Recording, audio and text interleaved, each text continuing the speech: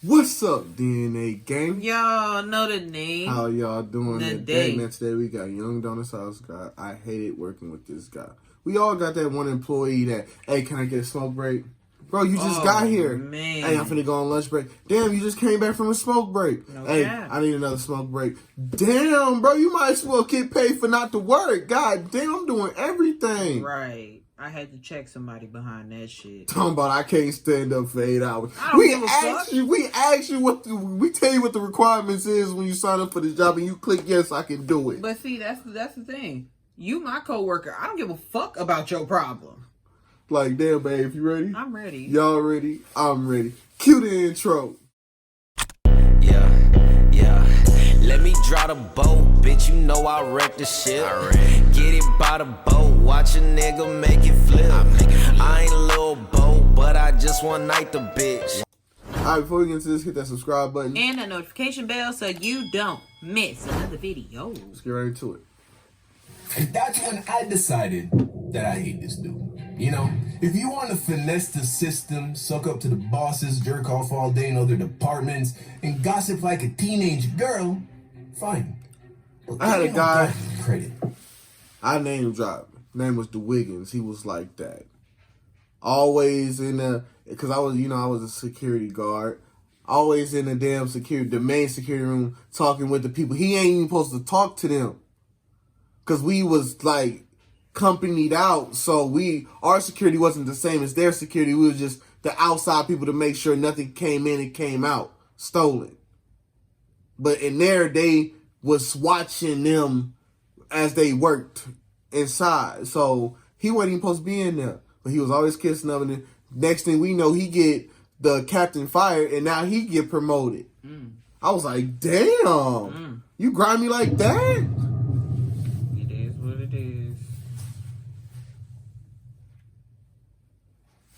So I worked a few jobs before I became a YouTuber, and to be honest, a part of me kind of misses it. What was your first job? My first job, I was a truck washer, which I washed 18-wheelers like bull haulers and shit like that. That was my first job. I basically got like the pastas and the salads together at Mr. Gaddy's. Like, So fast food. Yeah, I was a pasta salad girl. But it's like Chuck E. Cheese, but it's all you can eat buffet. Exactly. And it's bigger. If y'all don't know what Mr. Gaddy is. It got games in the back too, right. So It's a big ass Chuck E. Cheese.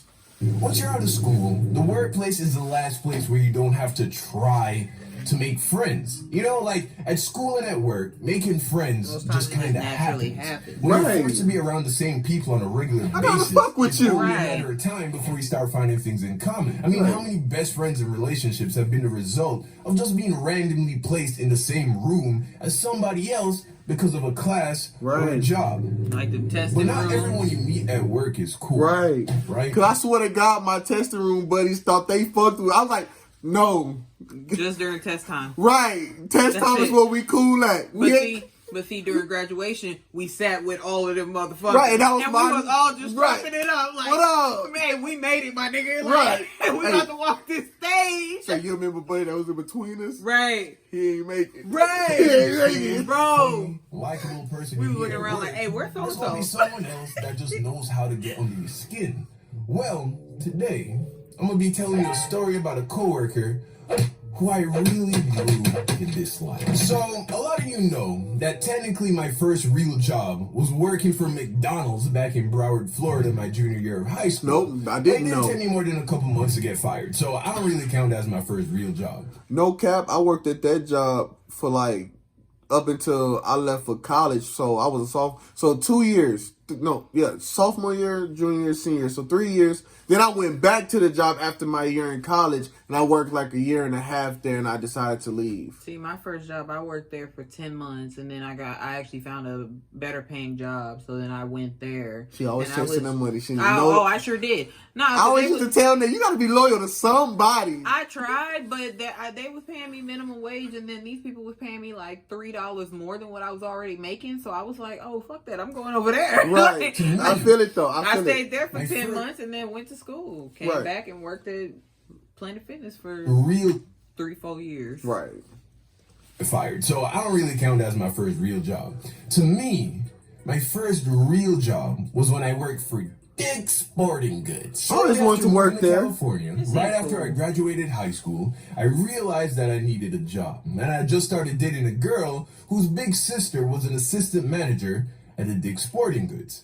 So my girl pulled some strings, and within a couple of weeks of applying, I get the job. I know this might sound corny, but it's on my head and I have to say it. Okay. I just always wanted to work there to tell people, yeah, I work for Dick's. Like, man, your manager too? Like, man, they all like that everywhere. No, I work for the Sporting Goods. You're so stupid. It was on my head. So I show up for my first day of work. I meet a store manager, cool dude. He gives me the rundown, and then he shows me around the team sports department, which was the department that I was going to be working in. And that's when I met Mark, the supervisor of the team sports department. Well, I was always the white And guy Mark with was the a kind full of beard. person I'd never met before. He was That's how that's how my guy looked. Is out for real. Every time he told me his name, though, I thought he was black. No, it was the Irish guy. You know, like his personality was like a guy straight out of a sitcom. Also, didn't help, he looked just like Jonah Hill, bro. I swear. Anyway, I liked Mark when I met him, personally. That's I thought he usually was how an it interesting character. You know, he was always decked out in the freshest Nike gear. But I always wondered, because that's how he was when I got promoted. I always wondered, why ain't nobody else talking to him? Why he want to be my friend now? Because he ain't got no friends. Right. Y'all ain't got nobody at your job like that. Hold on, I know I'm the new guy. Why nobody talking to you?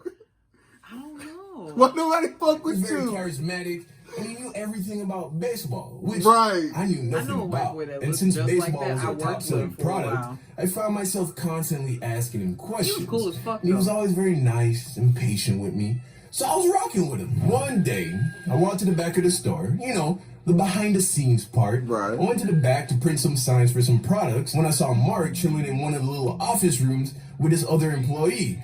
I overheard their conversation, and I realized that Mark was sneak dissing one of the other employees. He wasn't saying anything nice, you feel me? Which happens at work. But what I didn't like is that I've seen Mark being really chummy with the person he was talking about. AKA, to me, it seemed like he was being fake to that person, which, right away, I didn't like. Right. Because I don't like fake people. Right. Even if it's not directly to me. Right. Because if I see you being fake to someone else, how am I going to know if you're being real with me? You could be the most rude, offensive, insensitive. At least I know what I'm getting. Right, because I don't give a fuck. If you can't say it to my face, but you saying it to people we hang around, you think it's not going to get back to me, and then you're going to have to deal with it. Right. At Like, some point, it's gonna come back to that person. Just fuck with me. You know, I ain't an angry person. I Just tell rather me. hang Either out fuck with with me or that don't. guy I don't care. Because Right. at least I know he's honest. Right. If I think you might be fake, I'm going to keep my distance. Right. So I started to do that. But I still liked Mark as a coworker. I just knew right then and there that we were never going to hang out outside of work. But that's fine, as long as he continued to do his job. My dude, and continue to be my supervisor wanted to play the PlayStation. He added me in everything.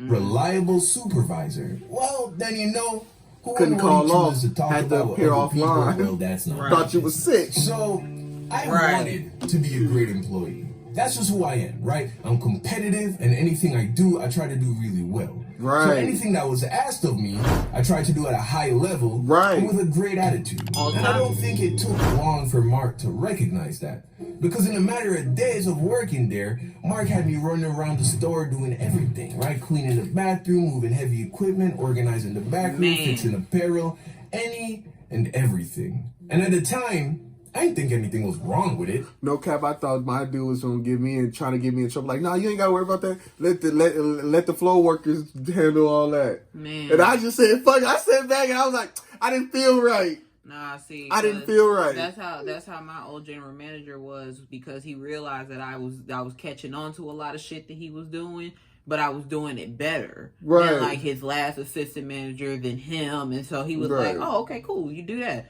do that. Right. You got me fucked up. I'm not finna do that."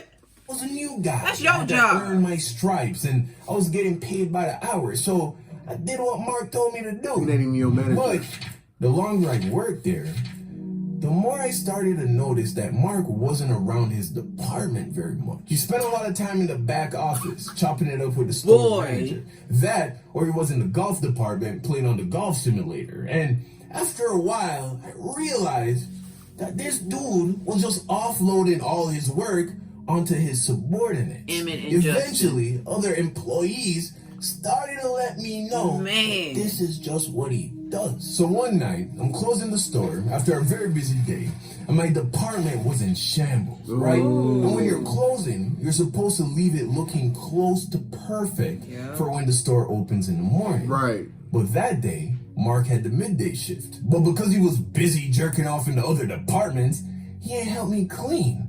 And because he wasn't there, I had to do all the customer service. So no one was cleaning the department. So when he clocks out some hours before me, I'm the one stuck cleaning the entire department. That has been a mess for the whole day. But I feel you, brother. The challenge. I was literally running around the department, cleaning as fast as I could. I did all the go back, tidied up the storage room. I went off, okay? And by the time I clocked out, my department looked amazing. Fast forward to the next day, and both Mark and I are opening, and the store manager was giving us the rundown from the previous day. And apparently, my department made a ton of money, right? Way over projection. So of course, he's complimenting Mark and doing a great job and still managing to keep the department clean so that I had a... No. So now I'm standing there thinking, this dude ain't do jack. You better give me some credit. I made those sales. You get no credit. I cleaned the department. I better get some recognition. Bro, they used to give money out when you find missing, like, people stealing stuff or you catching stuff, and they used to give you bonus money. My supervisor got every single paycheck. He said he found it. That's crazy. No, I'm telling you, bro. But Mark took all the praise. Feel you, bro. He didn't show me any type of love for carrying the team like LeBron in the fourth. And that's when I decided that I hate this dude. Okay. You know, right, I stopped doing shit. The system, suck up to the boss. I did the bare minimum to keep my job. Jerk off all day in other departments and gossip like a teenage girl. Fine. But give me my goddamn credit. So I said, you know what? I'm going to take a page out of Mark's book. Right. And I'm going to start big chilling. Because I get paid the same regardless. Regardless. If I can get my pat on the back at least, I'm going to take a sat in the back and play on my phone. But here's the funny thing about that.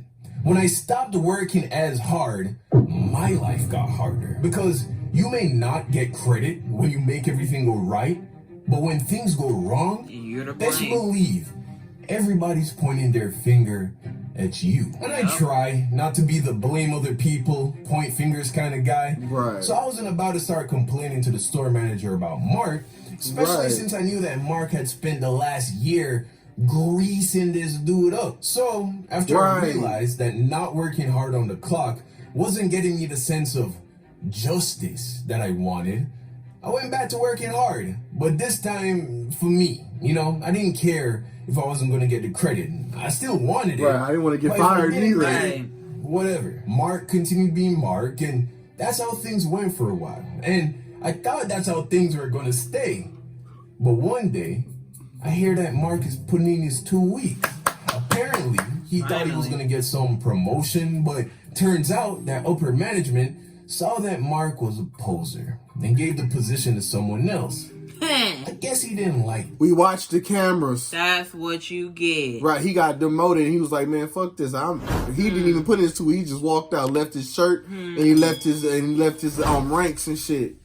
So eventually he leaves, leaving his job up for grabs. And guess who gets promoted to be the new department supervisor? This other guy. He was there longer than me. But yeah, he was a good worker. Right. So fine. As long as it's well deserved, that's left, fine. like a few months later. And then I became the department supervisor. Right. And right before I quit, good for you, bro. I was getting interviewed for that same promotion Mark wanted.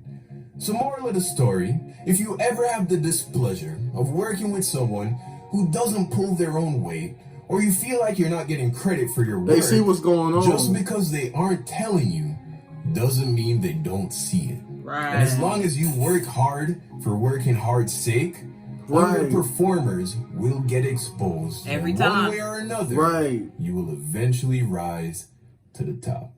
No cap. Right. 'cause And they- that's very true. Right, because I got my promotion with being in the company for 2 months, and then before that, I was at the car wash, and I became a manager in a week or two. Man. I just worked hard. You gotta work hard, bro. Right, because I received my promotions within first time was 7 months, second time was 2 years, I believe. But that's because they didn't have nothing available. Right, and why? Hey, if you gonna wait for it, wait for it. I wasn't trying to move to no goddamn Corpus Christi. Right, I wasn't finna do that. I mean, all love, but I love San Antonio. Right. Right, so hey, good catch y'all next time. Peace out. We Out out. a boat, watch a nigga make it flip. I ain't a little boat, but I just one night the bitch. They don't